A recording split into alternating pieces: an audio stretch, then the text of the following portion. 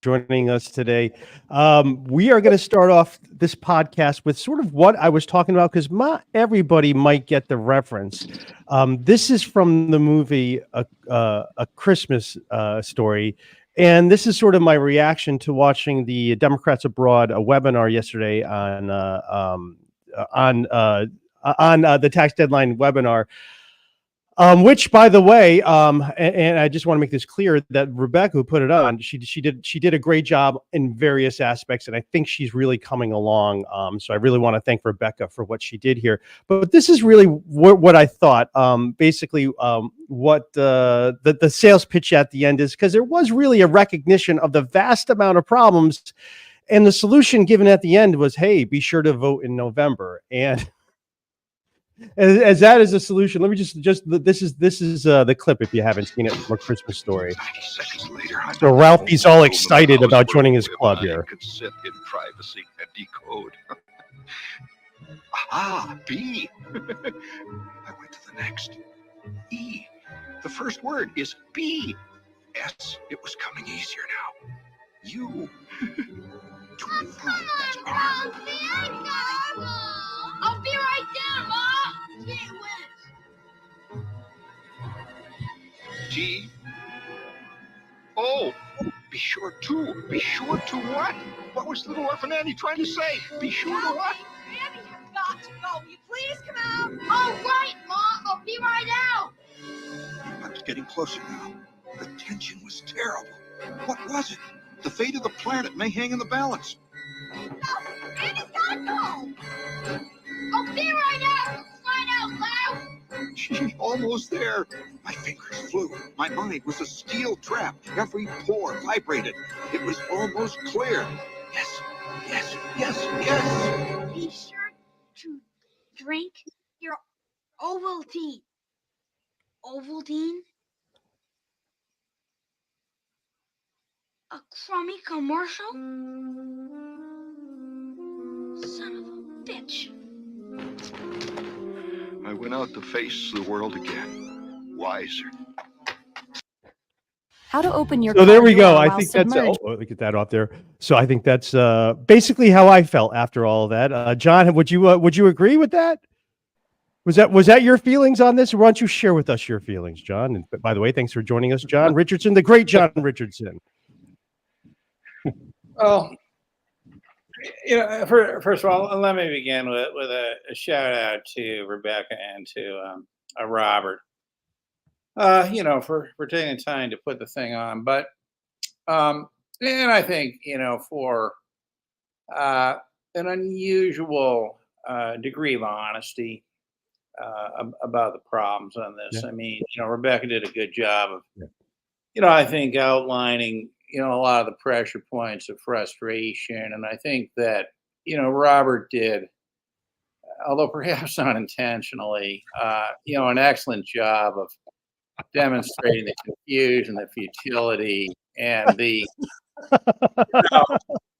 kindest thing you can say, the severe disability of American citizenship. Yeah.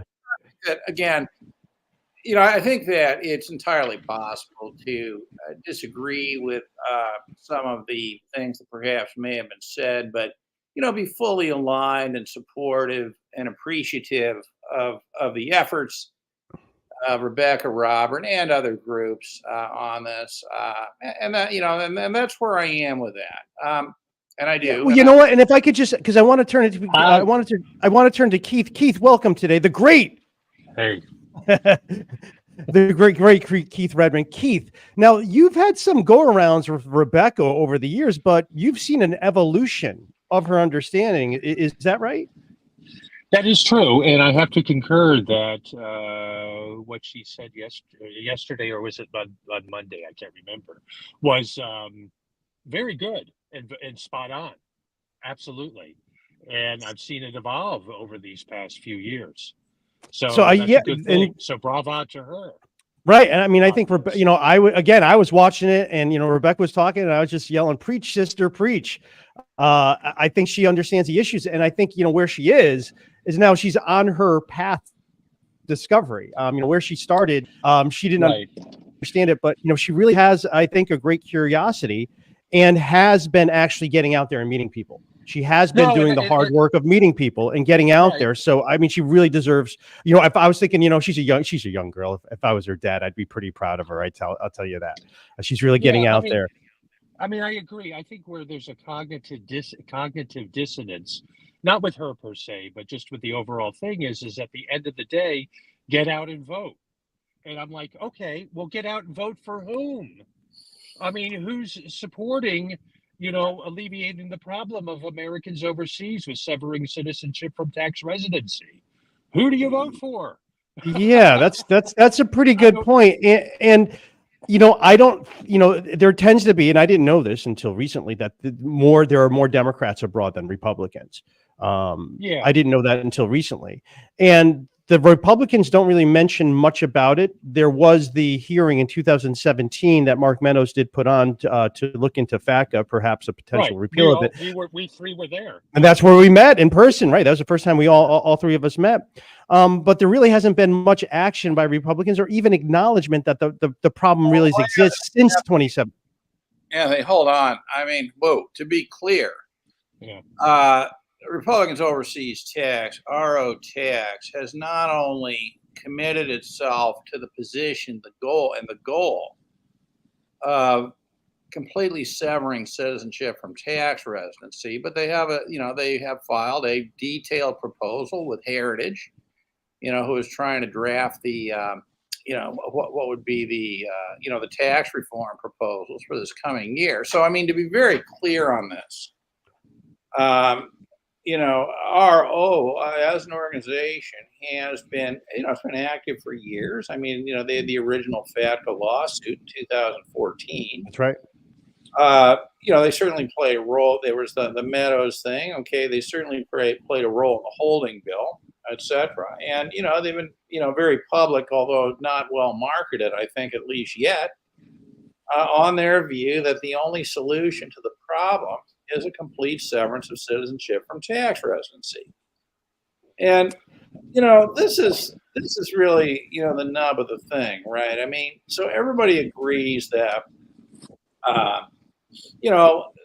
Americans abroad have a huge problem.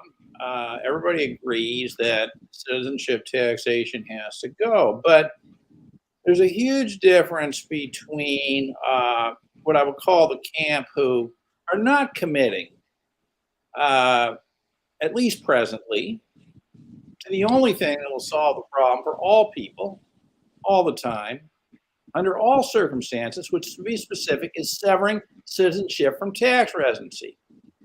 What many of these people, groups, what have you, are doing is saying, nah, we're going to keep citizenship taxation intact. What we're going to do is we're just going to make it not so bad, for Americans abroad. And that's not going to help. It'll help some people some of the time under some circumstances, but it has become very, very clear that citizenship taxation is a prison. Everybody needs to be out of the prison, and everybody needs to leave together, not carve outs for one person or another. The system is immoral. It's wrong. It has to come to an end. That can only be done by making citizenship completely irrelevant for tax residency. Right. Unfortunately, John, I hear what you're saying. Unfortunately, there are certain groups who will not ask for that when they're on Capitol Hill. They will not ask for severing U.S. citizenship from tax residency. And if it is brought up by anyone, it's derided. It's like, no, we're not going to ask for that. Keith, I mean, let's not. I mean, my understanding of this is that no group that visits Capitol Hill is willing to ask for severing citizenship from tax residency. Well, no, you're right. I said certain groups, and I guess no groups. I say certain groups. There's not a single one. So, in other words, let's include them all. I mean, why? Okay. Well, John, I thought you said Republicans overseas did have a proposal to sever it. Capitol Hill. Oh, okay. Got it. They should, maybe they should be, but they're not. All right. Well, you know what, John, you sent me a link. You sent me this link to Lawrence O'Donnell, who was the past U.S. Secretary, Treasury Secretary.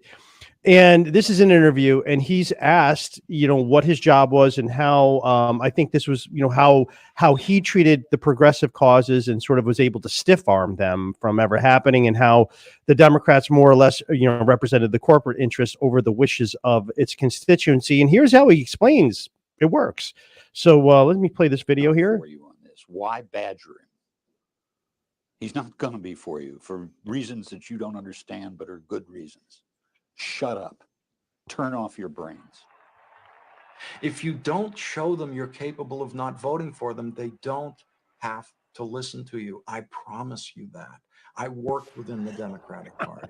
I didn't listen or have to listen to anything on the left while I was working in the Democratic Party, because the left had nowhere to go. Wow. That's pretty. No That's offense, pretty. but if Let you me get still that think off. stocks, real estate, That is pretty devastating there, and I think that's exactly the point. That in the tribalism, the Democrats are good at ginning up fear to say, well, look, you better vote for us, or otherwise these Republicans are going to come and they're going to pass the tax laws that are impossible to comply with, and will make it so that you might want to renounce your U.S. citizenship. And this is what I have to say. That day has been here for a while.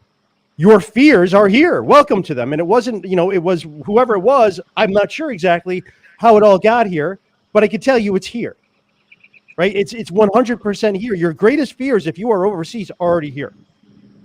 So, and they're not going to listen to you. Go ahead, John.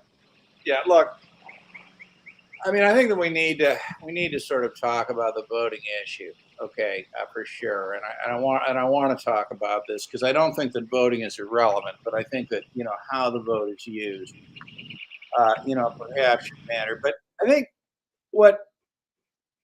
in the spirit of honesty, helpfulness, okay, with full appreciation for all the efforts that various people are making, I've really got to say that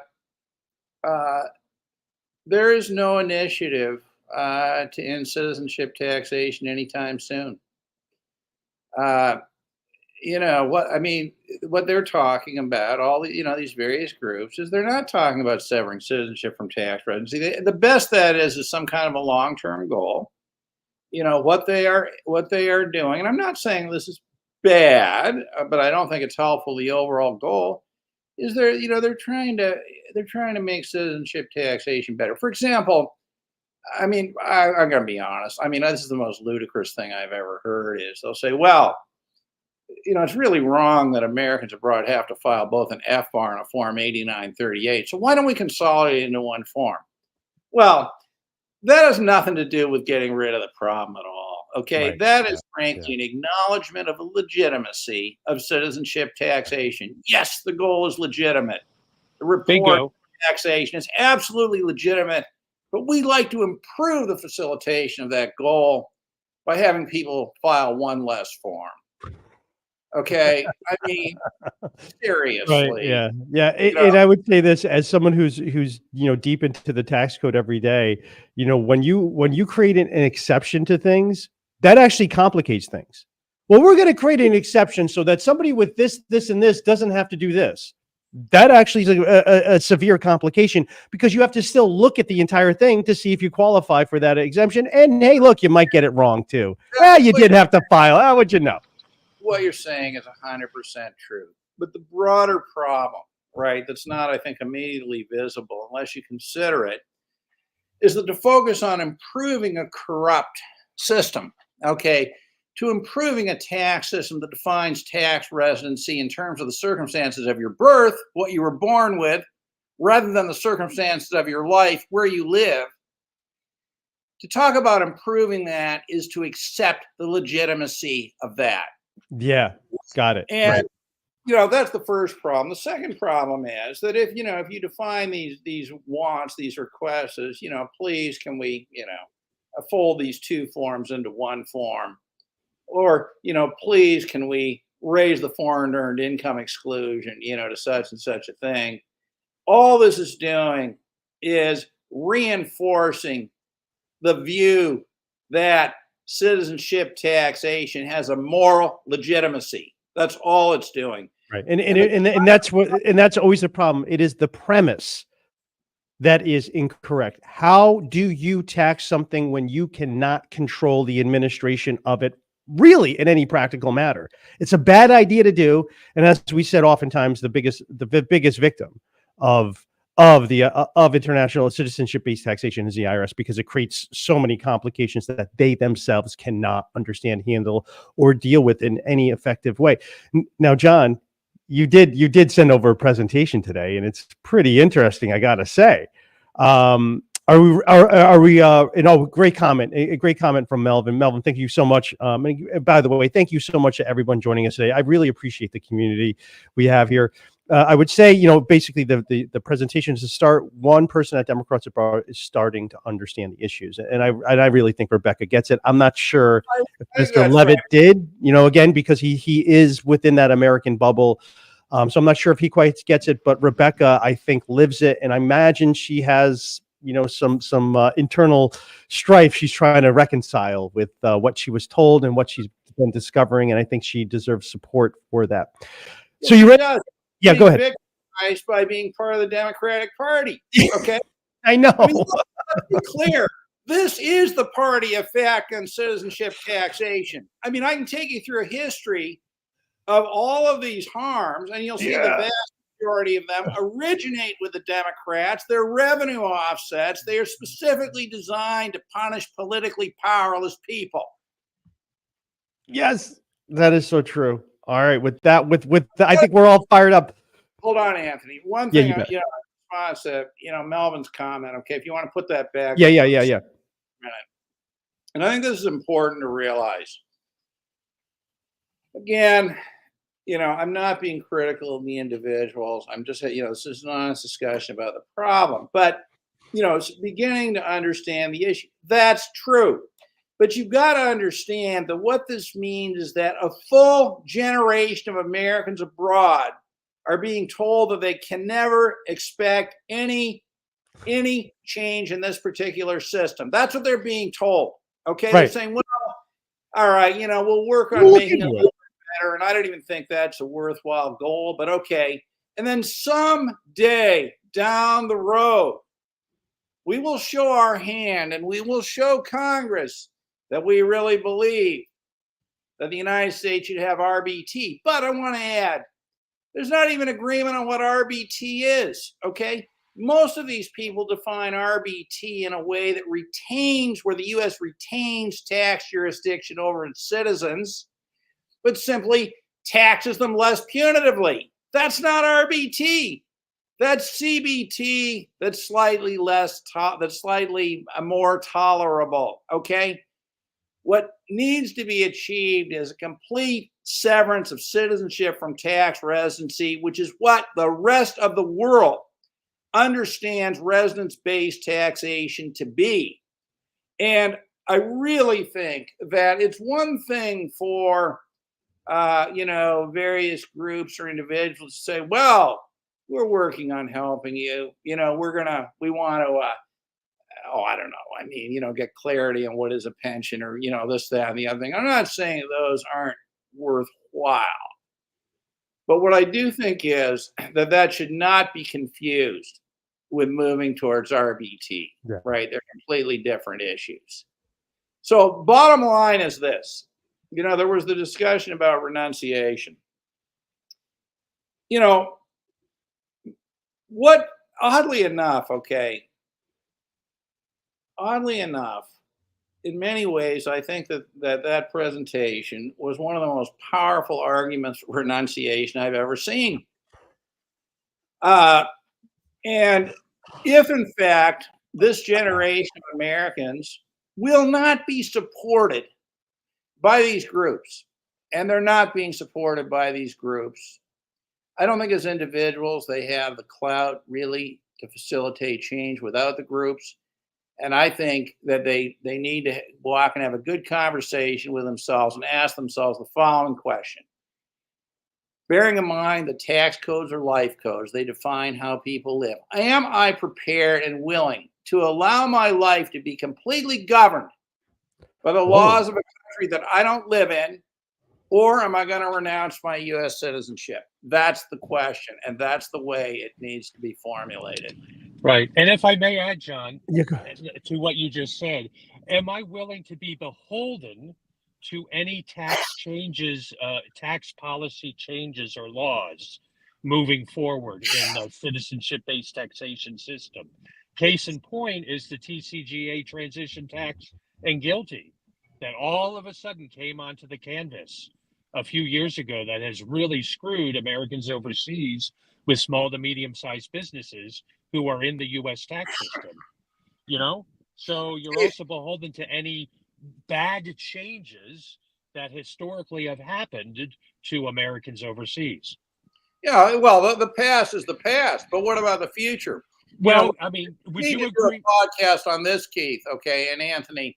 If you look at the Biden Green Book, what you will see is there's tons and tons of information about how they've got to go after these corporations. You know, we're going to change these rules. We're going to raise the corporate tax rate. What people don't understand is that to do this is to go directly after Americans abroad with small businesses because of the way these things carry through. This is plain as day, right there in the Biden Green Book. Does anybody talk about it? No. I don't even think they're aware of it. But if you want to see exactly what the future of Americans abroad is, all you need to do is look at the Biden Green Book. It's in code. They don't talk about Americans abroad. But the problems of Americans abroad are directly related to two things. The first is the treatment of Americans abroad as being equivalent to corporations. Okay? You know, with the the small. Yeah. And the second is this totally Democrat view of people like Elizabeth Warren, Ron Wyden, White House, Bob Casey, Chuck Schumer as examples. And there are more. Okay. Their view that anything that's foreign is somehow suspect, right? And this is the problem. Well, I mean, John, I hear what you're saying. I'm just going to add my take on this. I 100% agree with what you're saying. No ifs, ands, or buts about it. But when we look back just in the most recent history, it's not just Democrats. I mean, look what happened during the Trump administration with the TCJA and how it screwed Americans overseas. So both parties. I agree with you 100%. It's a problem with the system first and foremost. However, this message is mainly aimed at people who are Democrats, people who are expected to vote for the Democrats, etc. And that's why pointing out that this is primarily, not completely, but primarily the result of Democrat initiatives, I think is important because people, it's one thing, let's talk about the voting thing, right? How people should vote. But look, I think it is almost impossible to make the case that for an American abroad to vote for the Democrats, I think it's almost impossible to make the case, okay, is that they're not voting for laws that will not only damage them, but will damage their families, will, facilitate the imposition of U.S. taxation on their non-citizens, friends, and neighbors. And what do you think the Warren wealth tax is? Yeah, Elizabeth, and I would always say this is something Elizabeth Warren, the expert on taxation. She presents herself as the expert on taxation. Just something to think about here, folks. Elizabeth Warren released her tax return to say, see, this is what I'm paying all my taxes. Interesting thing about her tax return, Elizabeth Warren, who's the expert on taxation. I mean, obviously the expert on taxation because she wants all these things. Well, she doesn't know how to prepare a return herself. She had to use a CPA. Now, the thing is, I looked at her return. It's not a hard return. It's not a lot of foreign income. It's not a hard return. So on one hand, Elizabeth Warren saying, I'm the expert on taxation who doesn't know how to prepare her own return. And I think that's one thing that we should, one quick way to end all this nonsense is every single person in Washington, D.C., if you collect a federal paycheck, you cannot use a tax preparer. You cannot use tax preparation software. You cannot use a tax preparer. If it's that easy, that simple, you guys fill it out under penalty of law. That would end a lot of nonsense. Now, now we're jumping, and I want to welcome people joining us live here. Go ahead, John. And I have something you said. Go ahead, John. bigger fundamental problem with Elizabeth Warren's tax return. You know how, various people accuse Americans abroad of somehow, using foreign spouses to hide money and stuff. Oh Yes. yeah, right. Yeah. The tax return, I looked at the return for about 10 seconds and realized that because it was a joint return, everything was hidden behind it being a joint return. You couldn't tell anything about her Oh, situation. right. In That's other right. words, this woman is doing precisely, what she is accusing other people of doing. I'm Yeah. sorry, John. That's I right. have to interrupt you because being the layperson here, I don't understand what you said there, where it's being hidden behind a joint return. Everything is reported jointly. There's no way without a hell of a lot of work to determine how With much. some exceptions, I would say, she's got a Schedule C for some book royalties. You're like, okay, that's her. You could see some business income, but on the first page, you actually don't know where. It's like, well, where's that coming from? Whose is that? Whose is that? So right, it's not exactly very clear, what she's actually doing because she's filing that return. The answer, Anthony, I think is this, right? Is that these politicians should be required to release tax returns as though they filed single, not joint.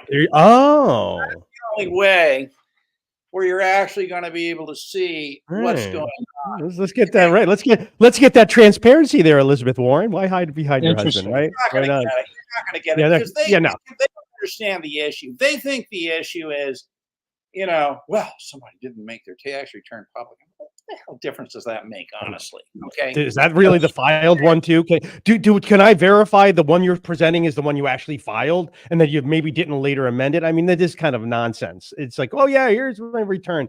We don't know if that's actually what was filed. We don't know. We never know. We're not allowed to know that. Now we're gonna move on, and I just want John, you did say something earlier, and I think it was one of those John Richardson's little words of wisdom. And I don't know, before we go on a little bit further, I think I just got to call you out on this one, John. Did you say this? Absolutely. And Are you quoting someone, or is that one of your originals? I have no idea. It's early in the morning for me. It's hot. I'm tired. But I mean, look. And that's exactly. I think it sounds more like Charles Adams or something, but Tax laws are life laws. but the point there you go. That's one of the clearest ways of explaining the whole problem. And we all know that. We all know this. We all live it. But how well stated. So that's gonna be that's a new one. We're gonna add that one into the inventory. That's actually, I have a new Okay. idea. Okay, we're gonna have to make it a separate podcast. But I was thinking about this. And the U.S. is so committed to citizenship taxation, right? And the Democrats are too. Okay, so particularly this axis of evil in the Senate. Okay, but the point is this, right?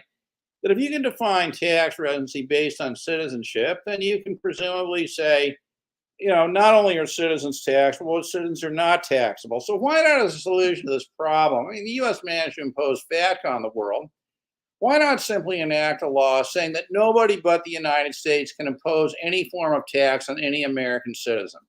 We have I was looking at, unfortunately, I was looking at this comment coming in, thinking about it. Sorry. I was multitasking. You caught me. I was looking at this comment that just came in. That my gut tells me this thing will end abruptly in a crisis somehow and somewhere. That's actually what I agree with too. It can't go on forever. Sorry, John. Could you repeat what you're saying so I can actually pay attention to you? Well, so let's say you're a believer in citizenship taxation, and to be honest, I think most Americans are. I think that tax is so rooted in American culture. But I think the real problem that Americans have is they can't even imagine themselves as Americans without being subject to, U.S. taxation and rules, etc. Right? It's part of the identity. It's part of our identity, right? Yeah, I mean, we're taxpayers. Okay, we follow rules, right? We're form filler outers. Okay, that's who an American is, basically, right? Okay. But what about this? Why not change the goal, right? And this is what maybe DA Task can work on, and all the FACO and all these other groups, right? Why not change the goal from ending citizenship taxation to ending taxation of American citizens, except on the part of the U.S. government. In other words, I'm an American. I pay taxes only in the United States. Get out of here. And by the way, I want my social benefits notwithstanding. Yeah, right. That too. Yeah. I mean, I All think he might actually have a All right, chance. we got to get to your presentation, John. So I want to get it. So John goes out there with a terrific metaphor. I don't quite understand yet, but he's going to explain that to me. He's going to explain all of that to us, what he means by that. So let me just get his presentation up here. Celtics 2.1 is the name of it, so that gives you an idea. Here we go. All right, the Boston Celtics and why I should not be here today. This is John's explanation of what's going on. So Exactly. what is this all about, John? Well, I define my life really in terms of two series of events. The first is when the Boston Celtics win the NBA championship, and the second is when new James Bond movies come out. Okay, these are how if I were to write my autobiography, I'd base it on that. But so basically, last time the Boston Celtics, so June 17th, 2008, Boston Celtics won the NBA championship. Amazingly, June 17th, 2024. What is that? 16 years the day. Oh, wow. And honestly, Anthony, if I had not scheduled this podcast with you before they're winning, I probably wouldn't be here today because I had decided to retire when the Celtics won their next NBA championship. So who knows? This may be my last podcast. Could be. Okay? But what was interesting about it was that, of course, 2008, moving to the next slide, was, of course, the year Barack Obama. Where is it? Where? Next one. Wait, where'd it go? I Where we did see it. Okay. Well, yeah. No. Sorry. It's in the right. Yeah. There. Okay. That's Barack Obama tweet. So. Oh, right. Yeah. Right up there. Yeah. Congratulations to the chief. There we go. Barack Obama. The beginning of the problems right there. Right. I mean, this was, invisible before that. So this has been bad. All right. So why was 2008 a bad year for Americans abroad? Barack Obama was elected president. Oh, yeah. Plain and simple. Yeah. I mean, these are initiatives from the Obama-Biden administration. Yeah, that is very true. Absolutely. And all of this, okay? Yep. Anyway, continuing on. So, you look at this and you say, but really taxation, it's not about tax, okay? It's a code for regulating people's lives. And honestly, it's so bad, not just for Americans abroad, but all Americans are nothing but subjects to the tax code. I think Americans are less free than people in most other countries because of this. The Clinton years were by far the worst. Okay, by far the worst. We can talk about that separately. But in any case, whatever freedoms Americans have are continue to be eroded and have been eroded by the Internal Revenue Code. And when Reagan said freedom is never more than one generation from extinction, hey, guess where we are? He was right. Never more. Didn't even take a generation. Yeah, yeah, exactly. So that happened. They promised it would get better, and now it's not for gone. This generation. Because why won't it get better for this generation? Because they've already told us they're not committing to the goal of severing citizenship from tax residency. Right, which is there, and I think Melvin has it right. There is no appetite for it in Congress, and this is where Melvin. This is the same country exceptions to mitigate the most abusive stuff. You're just making the code better, more complicated, and people will invariably get something wrong because they didn't realize something moved or this or that, and then they're going to be in a big panic and trying to fix the problem. So it's really not a solution. I don't look at it as a solution. It will create more work for everybody involved. And more distress. So I think we are here. We're that generation that lost its freedom. The lost generation, absolutely. Here we go. Anyway, Yeah. Going on here. So I think it was around 2015 or 16. I think I was the one who coined the phrase "all roads lead to renunciation." And I'm going to update that today. All roads lead to renunciation now.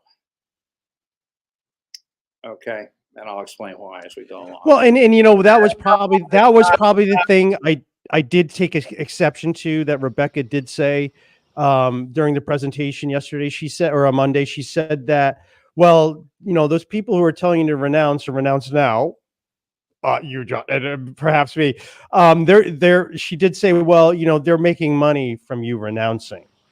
And that was pretty cringy to me because honestly, for me, for my work, I'm better off if somebody doesn't renounce, because that means every year I get to file their complicated return year after year after year, and there's revenue involved with it. It's actually not a bad business. So when someone renounces their citizenship and severs all financial ties with the U.S., I lose them permanently as a client. There may be a one-off that comes off, but it's not nearly the same thing. So that's the thing. I don't really have an incentive at all to say, yeah, renounce so that you'll never have to pay me a dime again. I mean, I will, the things I do it because it's the right thing for the client. It's the right thing to do, not because it's the way. And I mean, there's so much tax work to do, really. So what I hear, Anthony, is there's a little bit more learning that needs to be done, because there are individuals based on their profile and circumstances where they do need to renounce.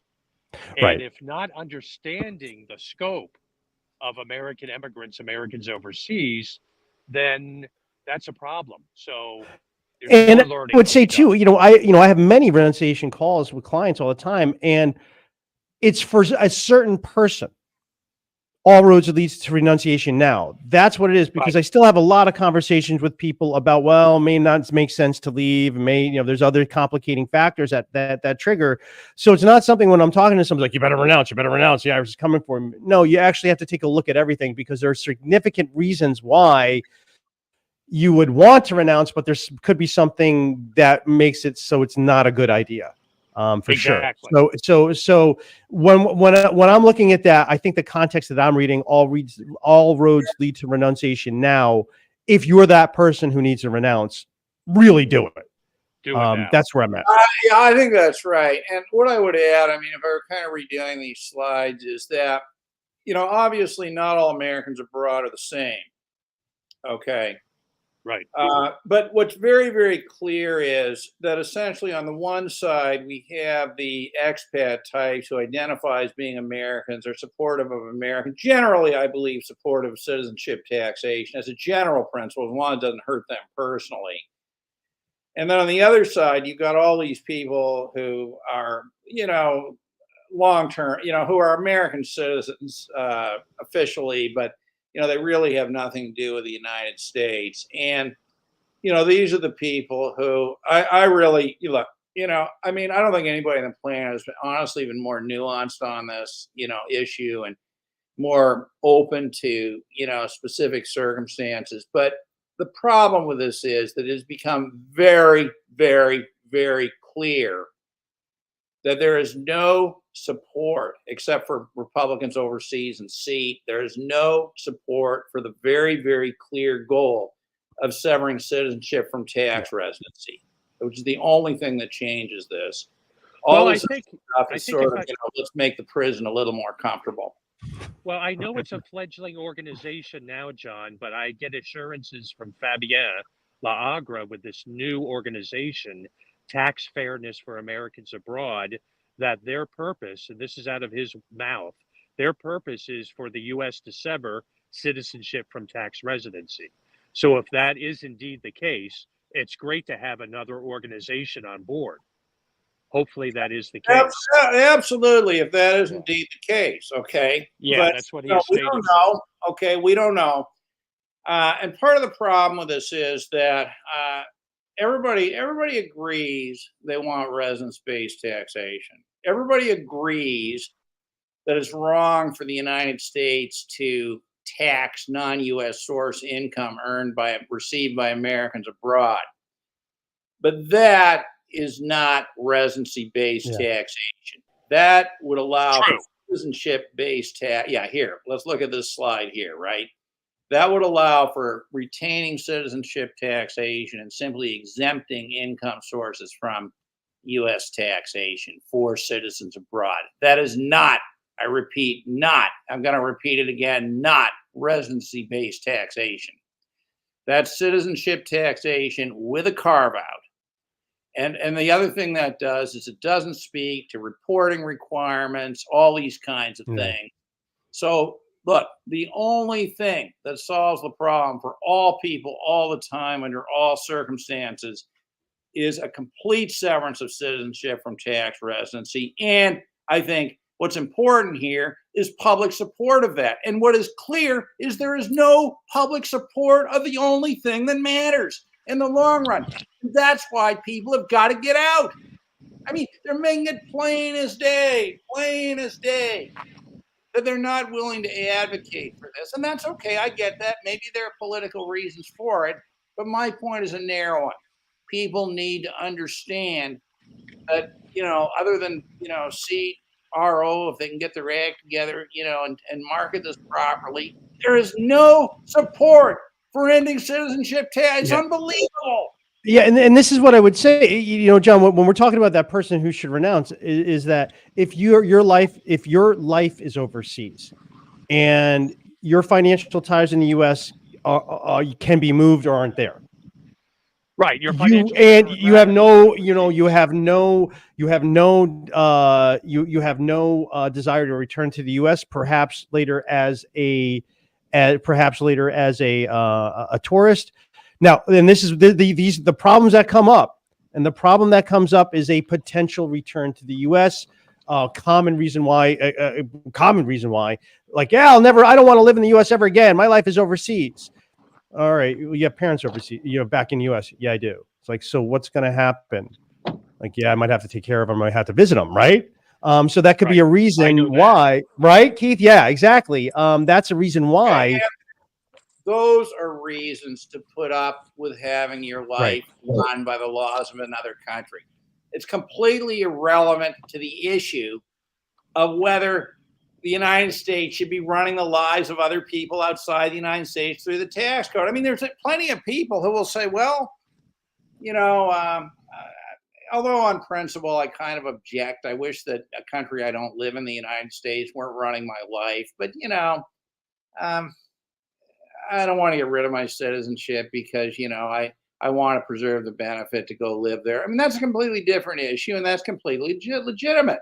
Right. And, a lot of it depends on their asset composition, all kinds of things. But I'm going to repeat a very narrow but 100% true point here, okay? The only thing that solves this problem is for citizenship taxation to end, meaning that citizenship is severed completely from tax residency. That's the only thing that solves the problem of all people, all the time, under all circumstances.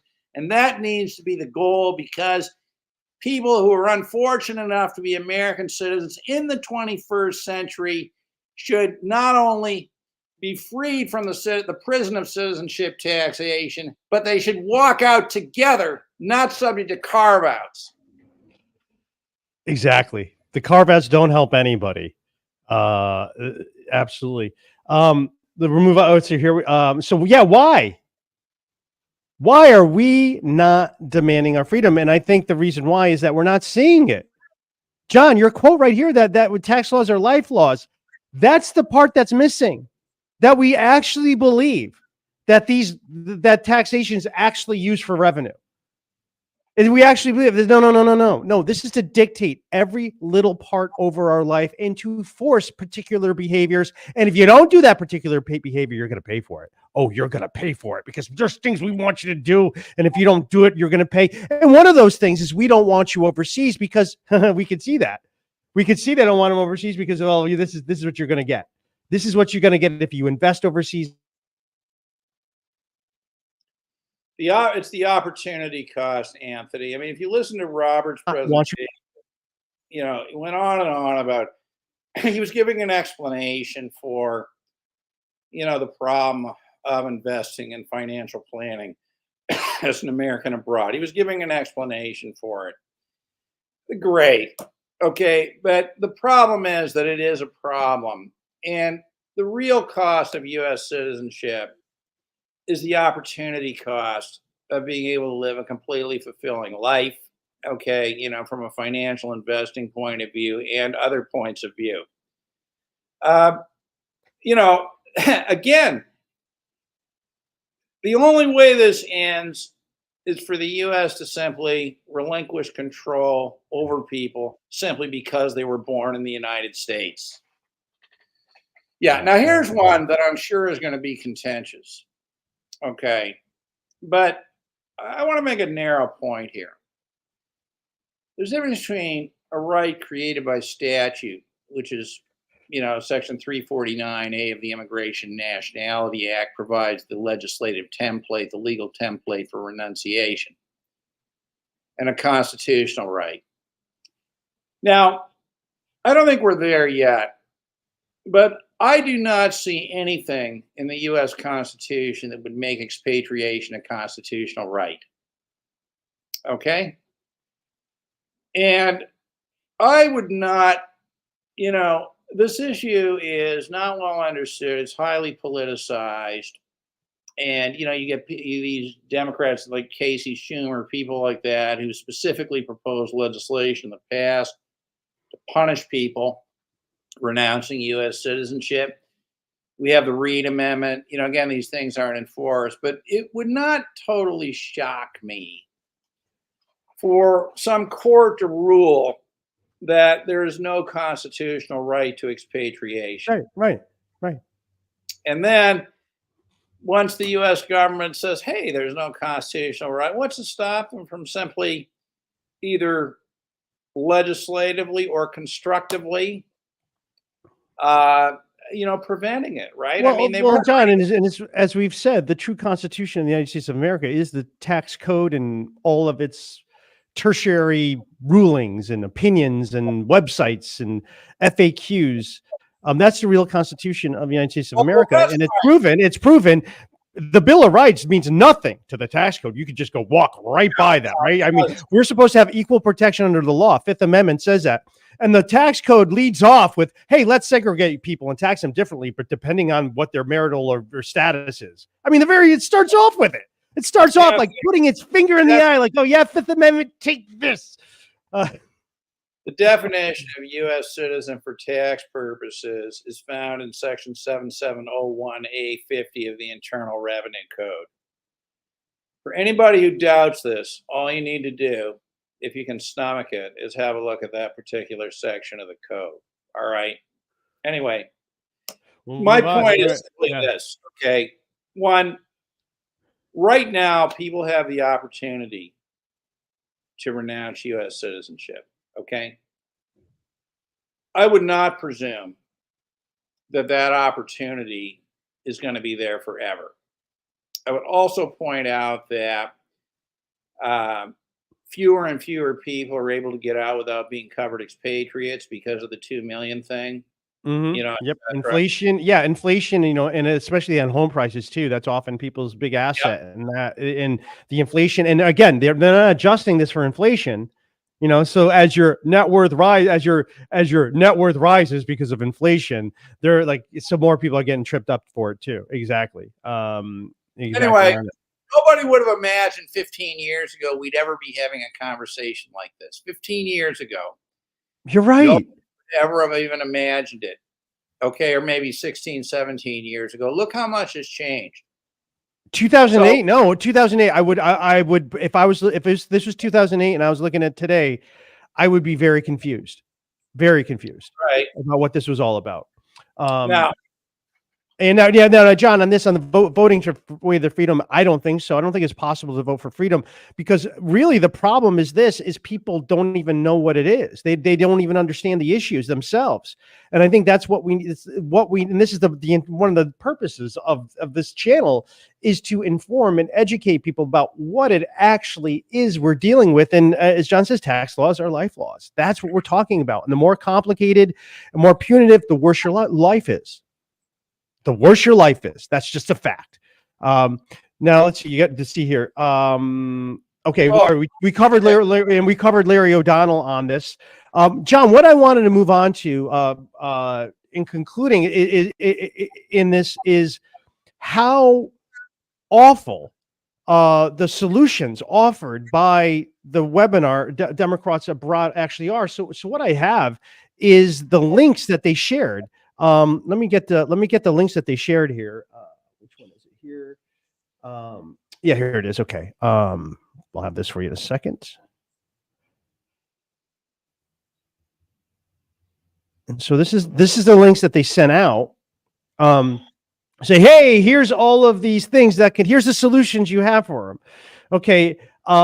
They tax return prepare directly. That doesn't actually help you. You still have to do the whole complicated thing. And you still have to pay a lot of money to just prove to the IRS you don't owe money or you're being taxed aggressively.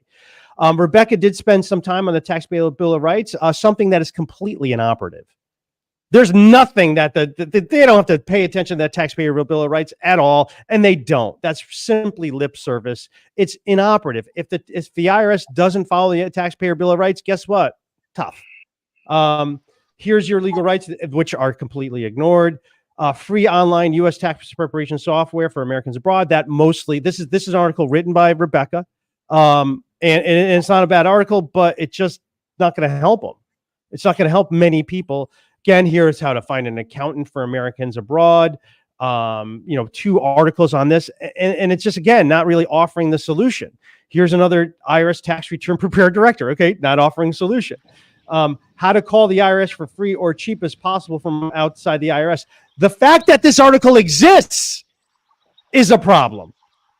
Yeah. She wrote it. Great article, right, Keith? I mean, the problem that she wrote it, that's a problem. That's showing you how bad the problem is. Like, yeah, you can't even call them. You can't even call them, but here's the solution to that. How to set up an online IRS and Social Security account for Americans abroad webinar. Actually, that might be helpful. Actually, that actually can be all helpful right for certain people. Yeah. Okay. All right. So that's one out of how many links? Yep. And then I would say this too, there is the ID.me login. So I'm going to put that as helpful as too. But it doesn't really get rid of the problem. It just, helping you deal with the problem. But I would classify those as solutions. How to legal this one was bugging me out. How to legally avoid U.S. tax on the sale of your non-U.S. home for Americans abroad. Again, the fact that this has to exist Is a problem. A problem, right? And then she mentioned about U.S. banks that accept Americans abroad. By the way, not all of them do, and I think she's actually missing one. There's a federal credit union, because I had him on the podcast, and he said, "Oh no, we take American Express." So I believe there's a federal union, federal credit union. U.S. state. I think ACA puts out the U.S. State Department has a credit union that. Oh, okay. I think that might. Okay, and she did mention one of those. Okay, great. 2015 Homeland Security report to Congress on the inadmissibility of tax-based citizenship renunciations. Well, that doesn't seem like a solution. Why is the Homeland Security? Wait, that's their report. Oh boy, this isn't so good. And then here we go. Be sure to go to votefromabroad.org to register for your absentee ballot. Well, we know that's not a solution, right? No. No. And sign up to attend upcoding voter assistance Zoom sessions. That's not going to be a solution. Anthony, where is the link for something to discern whether one needs to renounce or not? Is there a link for that? Well, no, and I mean, what I don't know. I'll go down the list. Maybe there is. This one right here just seems like, and this is the problem that we had. This is the problem we had, and I had both it, is that Rebecca starts off and she does a great job explaining the problems. She gets it 100%. Okay, here's the problems. And then what we had for solutions is, okay, here's why you don't want to renounce. Because here's all the problems with renunciations. But renunciation having problems isn't a solution to the problem that this is all causing. That's it's so, you're just like, okay, here's your rock, here's your hard spot. Hey, great. That's really what this was about, but we really don't have too much in the way of solutions. Anthony, go ahead. This is getting way too cluttered. Let's just summarize this in simple terms, okay? All right. U.S. citizens living outside the United States are required to live their lives according to U.S. laws because of the tax laws, okay? That is the problem. That problem can be solved only by changing those laws so that citizenship is severed from tax residency. 2, almost no individual Americans abroad and almost no of these so-called groups representing the interests of Americans abroad are willing to publicly and presently advocate for severing citizenship from tax residency. In other words, there's no help out there, Okay? So Americans abroad have a choice. They can either accept that their lives are going to be run by a country they don't live in, or they're going to renounce. That's it. It's no more complicated than that. Okay? Those Yeah. are the pillars of the decision. Now, there may be reasons for certain people to renounce or not renounce, but let's stop, confusing, which I think are, in a certain sense, they're not evil objectives, okay? But let's not confuse making citizenship taxation more tolerable with getting rid of it. Nobody's advocating to get rid of it. Right. Therefore, okay, you either hold up your hand and say, you change the national anthem to My Country, CBT, Sweet Land of Liberty, or you renounce. That's it, okay? Well, and I think that the one of the big things that we're talking about, and I think this is the thing that would really help people understand what we're dealing with. And this is the book. This is a book that red pilled me beyond.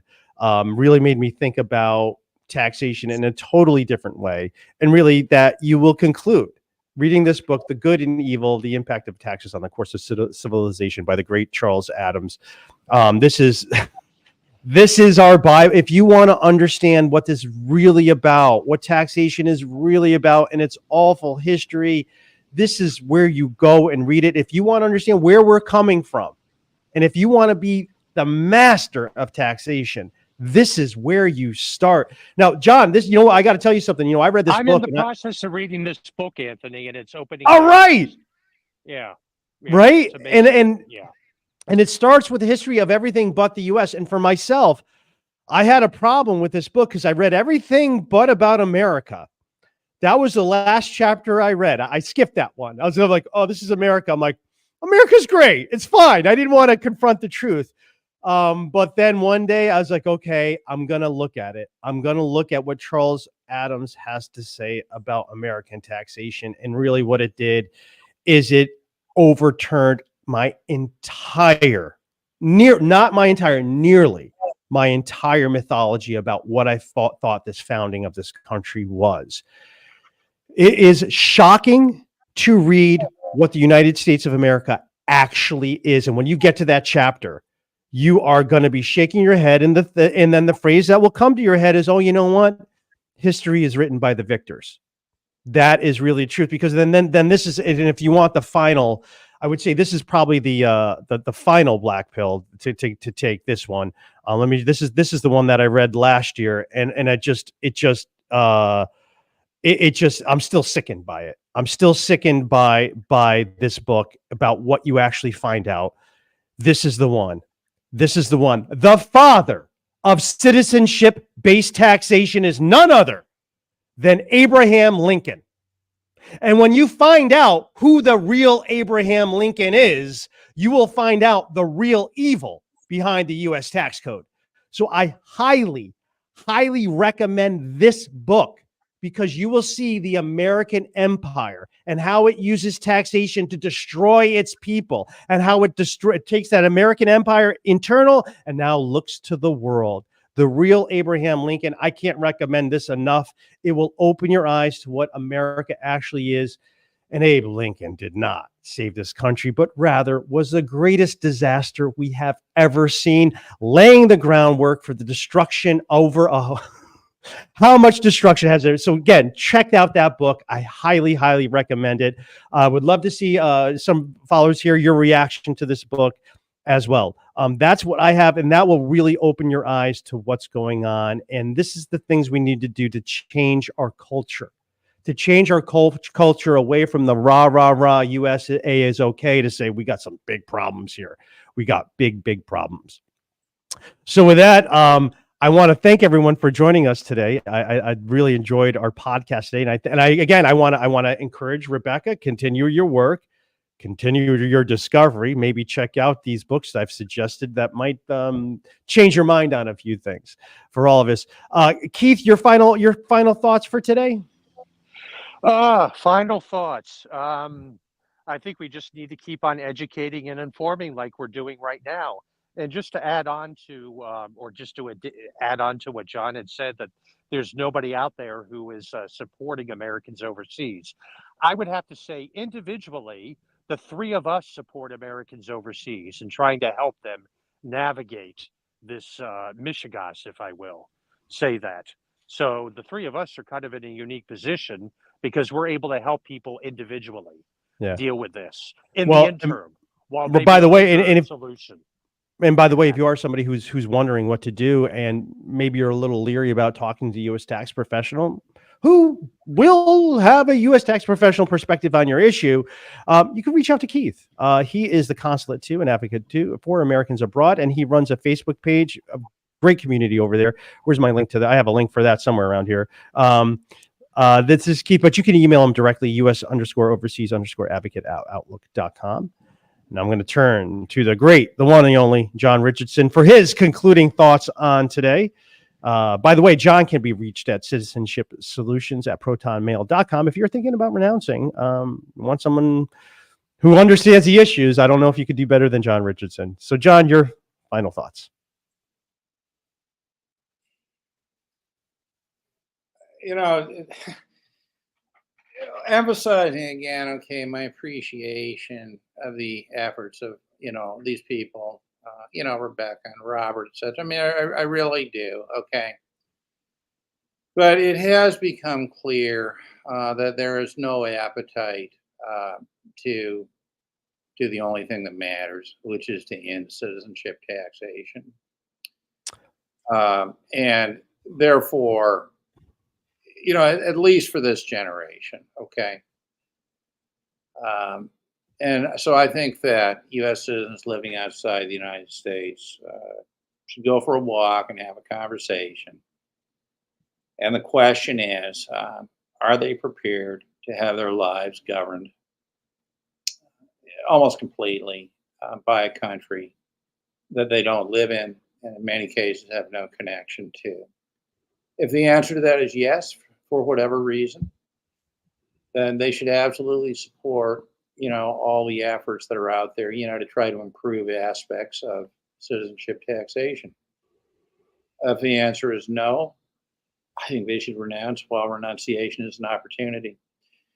One other thing that strikes me is that over the last while, sometimes the obvious is the hardest thing to see in life, right?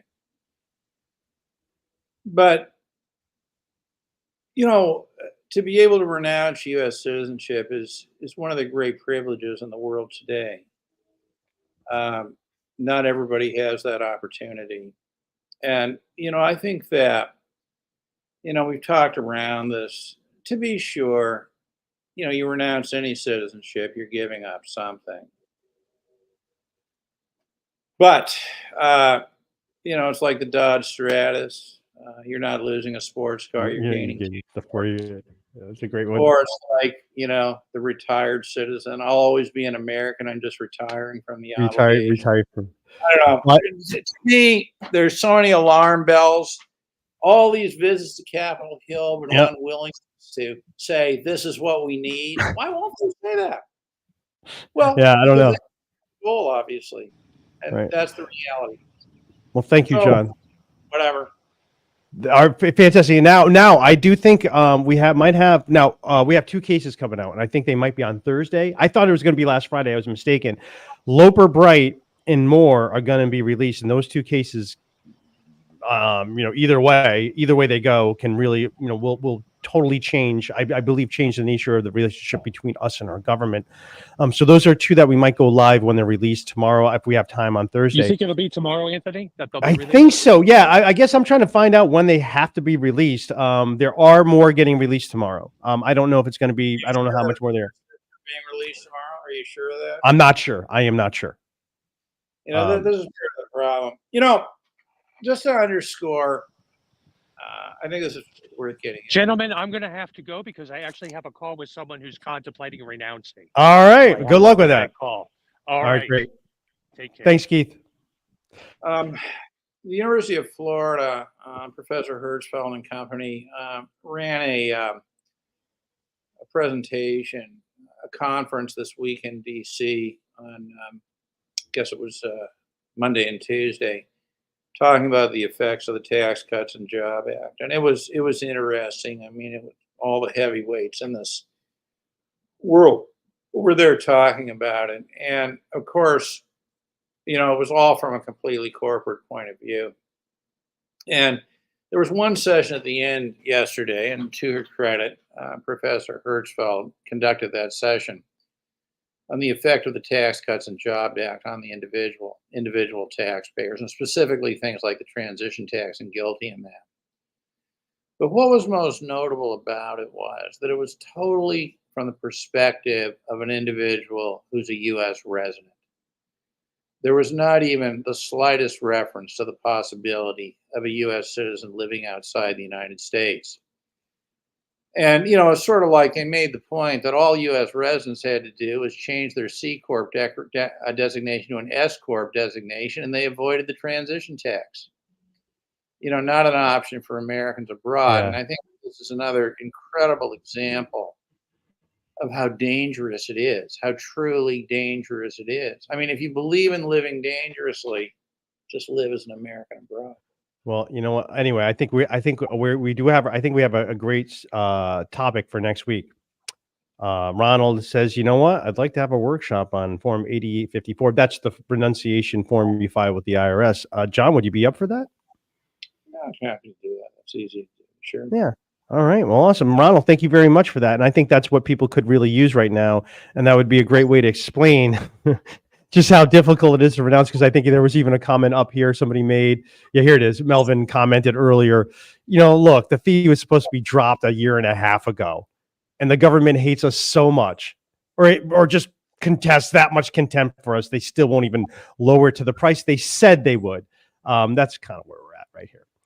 All right. So this is, go ahead, John. This focus on the renunciation fee is, I think, almost completely missing the point of this whole exercise. It's like they get you distracted, with these small, these things that are small issues in the scheme. The point is that long-term Americans abroad should not be subjected to an exit tax at all, right? And, obviously, I think it's better to have a lower renunciation fee, but there's so much. The fact that you have, right, dissolution, right. You shouldn't need to renounce. That's the problem, right? I mean, but long-term Americans abroad should not have their non-U.S. pension, all their assets confiscated by the United States. That's the point, not the renunciation. Right. All right. Well, I want to thank everyone for joining us today. If you are having an offshore issue, you're looking maybe doing a disclosure or trying to get cleaned up before you renounce, you can reach out to us as irsmedic.com and schedule a discovery call with one of my team that we could help you out. I want to thank everyone today, and I want to thank everyone for joining us today. This is Anthony Parent of IRS Medic. Thanks so much for watching. And as we say, be sure to subscribe. Turn on those notifications so you know when we're going live, because we really enjoy our community and our engagement. You guys are great, and you've suggested so many wonderful things to make this program even better, to help us continue our mission to educate and inform people on what the U.S. tax code actually is. Thanks for watching.